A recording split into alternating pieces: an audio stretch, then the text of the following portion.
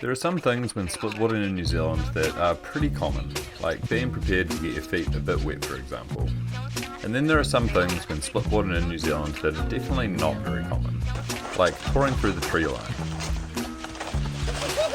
This month we explored all the usual and unusual sides of touring in NZ, from trekking through endless valleys to big avalanches and a heli drop that didn't quite go to plan, and of course a whole bunch of snowboarding. With the start of the season behind us and our bodies feeling a bit more warmed up, it felt like it was time to step things up a bit for July. So we start up here at the Remarkables to ride some of our favourite zones accessed straight off the chairlift. No matter how much time we spend in the backcountry, the ski field holds a special place in our hearts. It's home to one of the oldest and slowest chairs in the country, and much like touring in the backcountry, it forces you to slow down and appreciate the terrain around you, share moments with friends, and make some new ones. All of this while carrying you upwards to 1950 metres to access some of the best freeride terrain in the Southern Hemisphere.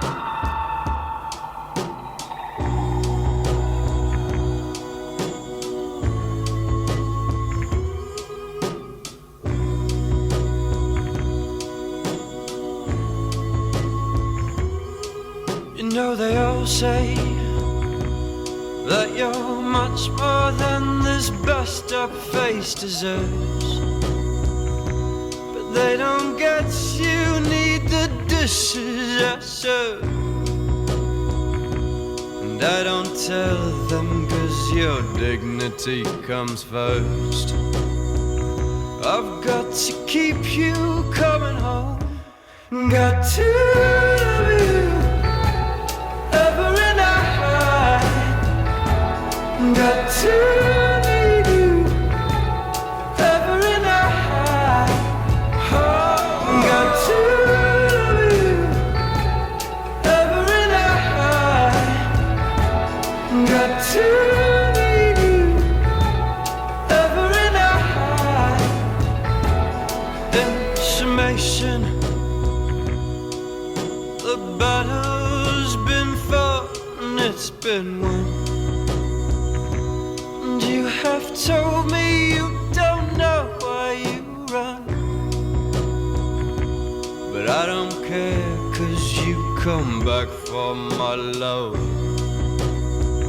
I always keep you coming home, got to love you every night, got to need you every night, oh, got to love you every night, got to serve you, got to need you every night, got to love you, got to serve you.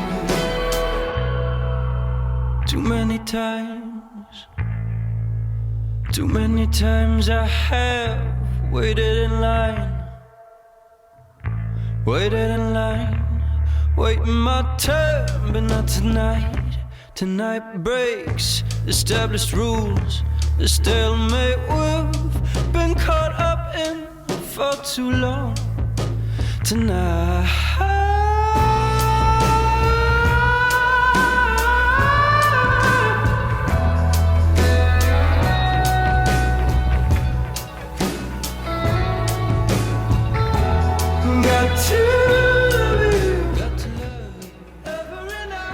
With the legs feeling warmed up, it was time to get a bit more adventurous.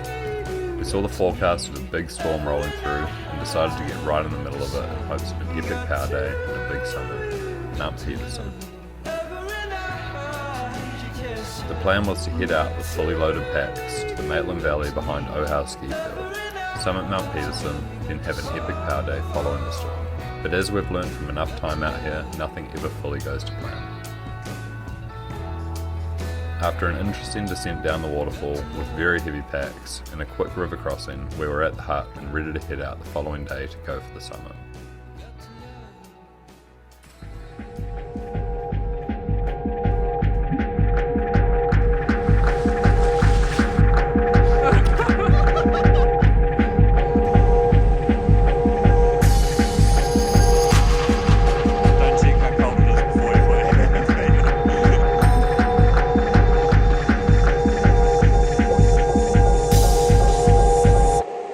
Welcome home, boys. Touring through the forest was really more of a novelty than it was required.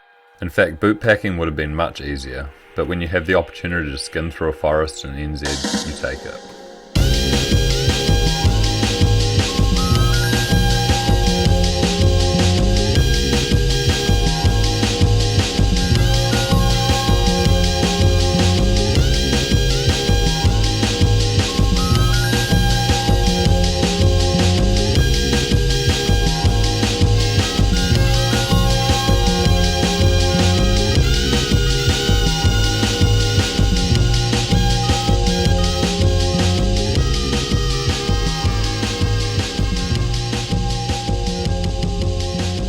With 2 hours of light left and us around 2,000 metres on a saddle just below the peak, we wanted to see if the climb to the summit was possible that day.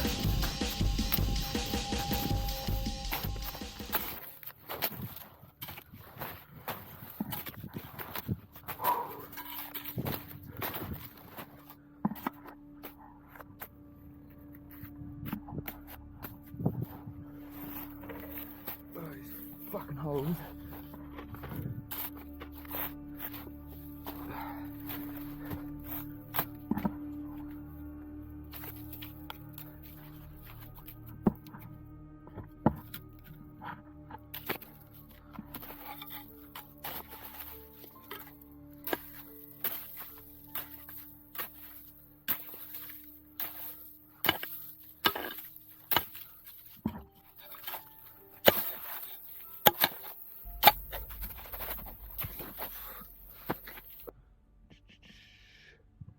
Nah, this isn't rideable. I'm down climbing, this isn't rideable. Down climbing isn't rideable. I'll go back to the chute. Conditions for the climb were looking too sketchy, so we turned back, picked a couple of lines from the ridgeline, and took what Mother Nature gave us. 3, 2, 1.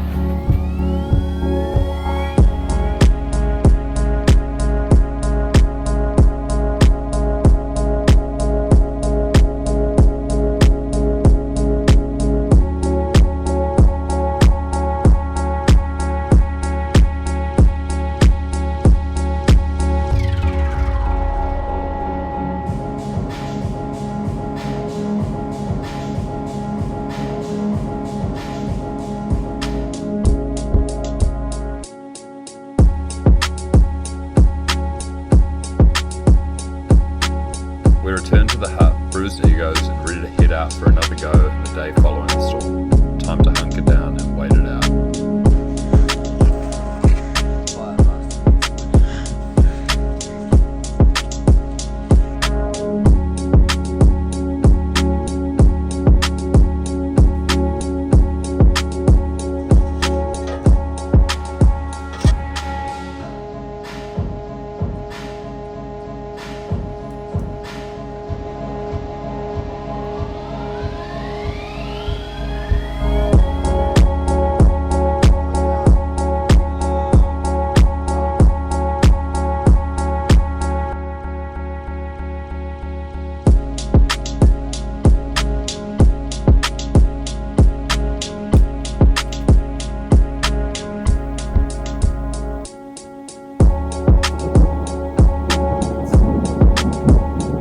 After 3 days, the storm was not showing any signs of letting up, and our concerns started to grow as the supplies started to wear thin. We needed to make an exit plan. With Ohau ski field closed due to avalanche risk, we went to check out the Maitland Valley track to see if it was an option. With that ruled out, we got in touch with the ski field patrollers using our inReach to organise a safe exit via the ski field for Wednesday, and pushed up to the ridgeline in a little over 5 hours. We were out, but feeling like we hadn't accomplished our mission. When it comes to accessing big mountains in New Zealand, you have a few options. Hike in for a multi-day mission with heavy packs and river crossings, which is a super fun experience in itself. Or you can get dropped off. The Heli drops you and your group off on the way to their other jobs in the morning, then picks you and your crew up when they're heading back at the end of the day. The risk of a Heli? Not knowing what you're getting into until you're already in it. We fly over the saddle to find that the entire face of Mount Peterson had slid in a huge size 4 avalanche. An in a split-second decision, we got dropped back at the saddle that we knew was safe and spent the day riding low-angle terrain and enjoying cruisy power turns all day long.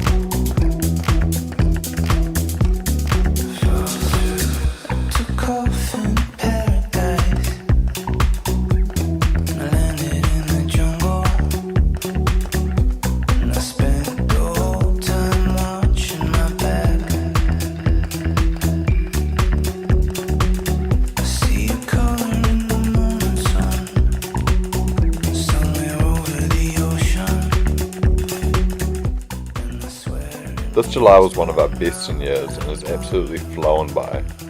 We had record storms roll through, some incredible snow and a ton of adventures, and all in all made some awesome memories with great people. We're already halfway through August now and it's shaping up to be just as good.